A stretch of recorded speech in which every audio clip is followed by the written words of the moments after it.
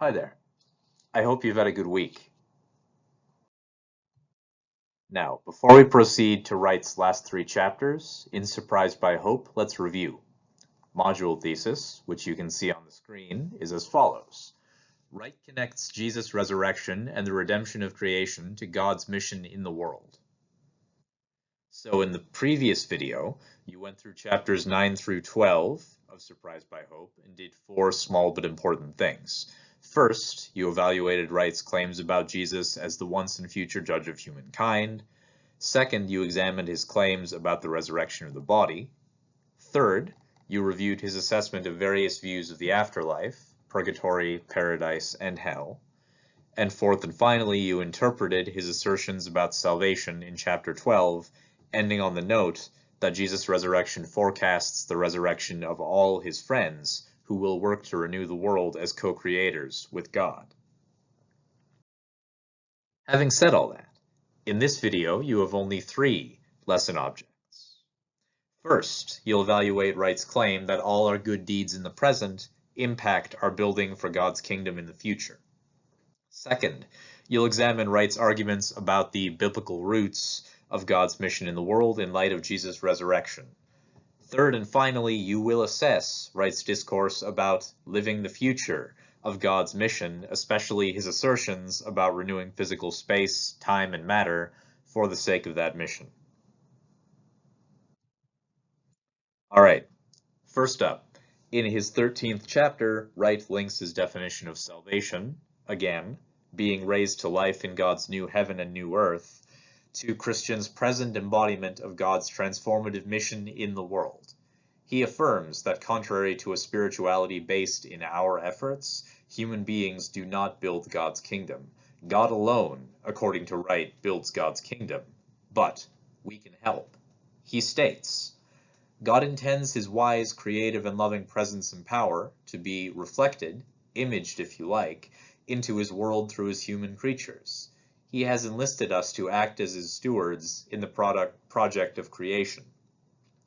That is, we are an integral part of God's plan of redemption because we act as his stewards.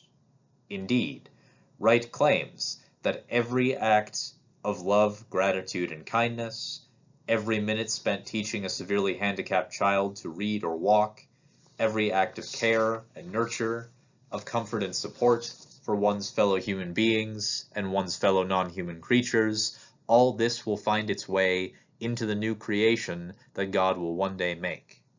Here, I affirm Wright entirely, and the whole biblical witness backs him up. God affirms and shares in all the acts that affirm the goodness of creation and of humanity, and every time someone does something good, God's whole creation sings for joy. Plus, to his credit, Wright points out that the emergent church, or whatever label you like for that new organism, has aspired to a proper vision of biblical eschatology and a fresh vision of the church's mission.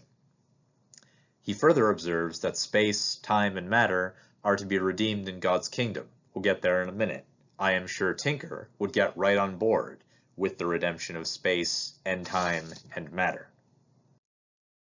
Now, that redemption has three urgent aspects for Wright. First, Dr. Wright asserts that justice is God's ultimate intention to make the world right again, and points out that extraordinary debt and exorbitant wealth disparity between rich nations and poor nations is, at least for him, the most pressing aspect facing our world of injustice. I might add that war, racism, and climate change are equally pressing threats, and that all of those threats are interrelated. Second, drawing again on Romans 8, Wright argues that the church can be a leader in creating beauty, he states. To make sense of and celebrate a beautiful world through the production of artifacts that are themselves beautiful is part of the call to be stewards of creation. Wright also points out that the beauty of art doesn't just exist in the present, but also in the future, in promise and possibility. Wright's third aspect of redemption is evangelism. Wright asserts clearly that the power of the gospel emerges within, quote, the powerful announcement that God is God, that Jesus is Lord, that the powers of evil have been defeated, and that God's new world has begun." End quote. He further points out that anything that people do to make manifest that redemption is good. Plus, he affirms several things. First, saying yes to Jesus is not backing away from the material world. It is not claiming that one is in a private, intimate relationship with the Lord, and it is not simply obeying a bunch of extra rules and regulations. Rather, saying yes to Jesus means believing in and acting on the hope that powers all of creation in the present and in the future. Again, no arguments here. That's all goal one. The second big idea in Wright's last section of his text is his examination of the biblical roots of God's mission in chapter 14. Wright begins, as you can see, by asking what a hope-shaped mission looks like for the church, and he bases his answers firmly on the biblical witness.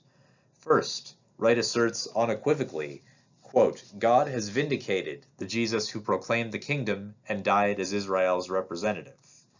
He draws on the four Gospels to show that the resurrection demonstrates the beginning of God's kingdom on earth as it is in heaven. The Markan account reminds us that the disciples did not, in fact, taste death before they saw Jesus' arrival in his resurrection, and Matthew's Great Commission is the outgrowth of Jesus' resurrection because Jesus can command his friends to go and baptize others into his name. Luke's Gospel points to the wondrous encounter the two disciples have with Jesus on the Emmaus Road, and according to Wright, John 20 and 21 bring believers of diverse abilities to an intimate understanding of Jesus' desire for his friends to be an active part of God's mission, because, again, he points to an epistemology of love. Thomas, the doubting disciple, demonstrates that epistemology, which Wright has drawn out for us earlier, because he can't deny what he sees when, after the resurrection, Jesus talks to him personally. So any attempt that Thomas makes at objectivity collapses.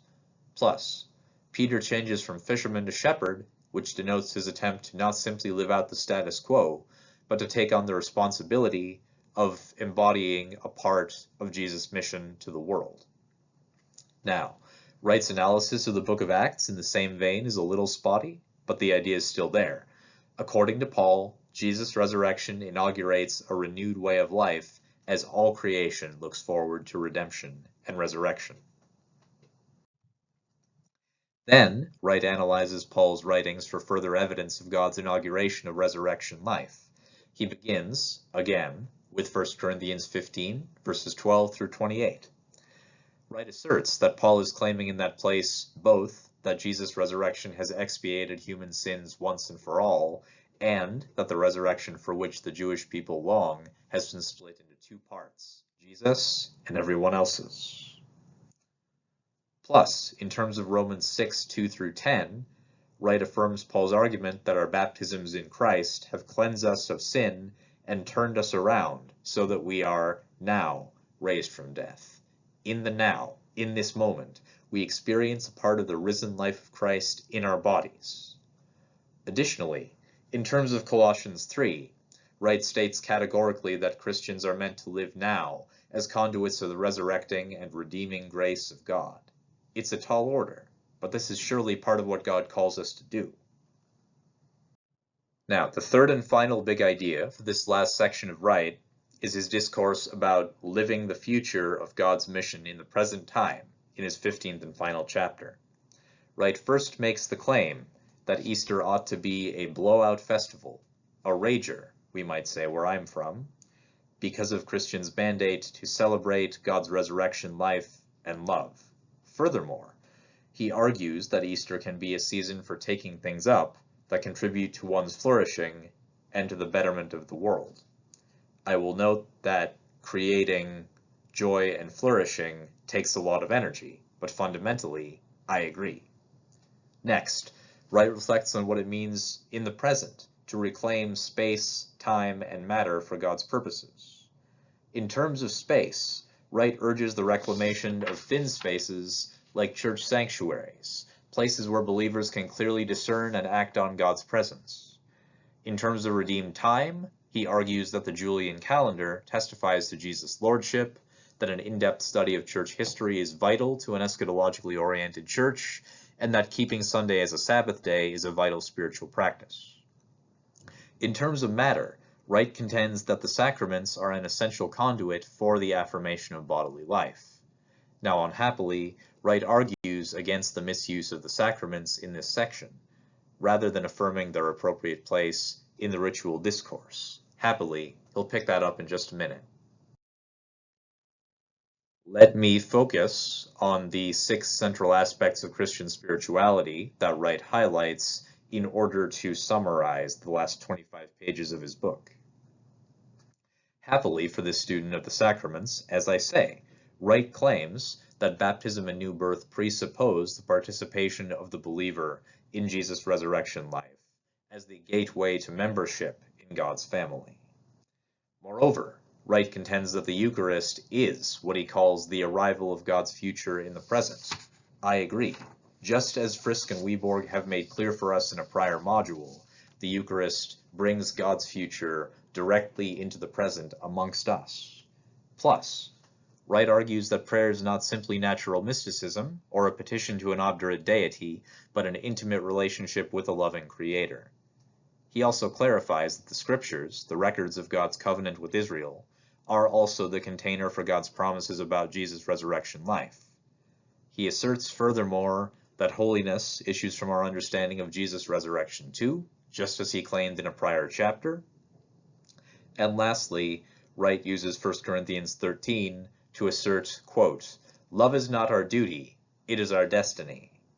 It is the food they eat in God's new world, and we must acquire the taste for it here and now." End quote. Overall, I agree. I'm not sure I know from Wright's perspective exactly what that love looks like, but I agree. This last chapter is more poetic, perhaps, than it is practical.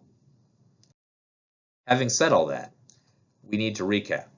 In this module, our thesis for the latter half of Wright's book has been: Wright connects Jesus' resurrection and the redemption of creation to God's mission in the world. In this video, you have done 3 dense and very important tasks. First, you have evaluated Wright's claim that all our good deeds in the present impact God's kingdom in the future. Second, you have examined his assertion about the biblical roots of God's mission in the world in light of Jesus' resurrection. Third, and finally, you've assessed Wright's discourse about living the future of God's mission, especially his assertions about the renewal of physical space, time, and matter for the sake of that mission. So, this should all, however dialectically, lead us back to your single assignment for this module. Having completed all the reading, and listened to my voice for a really long time, please write me a 300-word précis summarizing Wright's view of the last days. This is different from the last assignment insofar as I'd like you to dig into Wright a little bit, look through his 15 chapters, and tell me only and exactly what he says about the resurrection, the new creation, and the eschaton in general. This is not analysis so much as it is summary and review. I recognize that his argument is pretty combative and blustery in places, but I also know that you will need the hope he offers in your various ministries and occupations, so it would be well worth your while to tell me what he says and how he says it. And before I forget to say it, congratulations on finishing Wright. Enough from me for now. When you're ready, please go on to the next module. Thank you.